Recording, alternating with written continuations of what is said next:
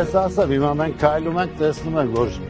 անմխիթար վիճակ է փողոցներում, միայն այսպես չէ, որ ճանապարհով են գնում, տեսնում են, որ տարբեր մանավանդ այն հատվածները, որոնք կենտրոնական չեն, դե մենք պիտի փորձենք ամեն ինչ անել։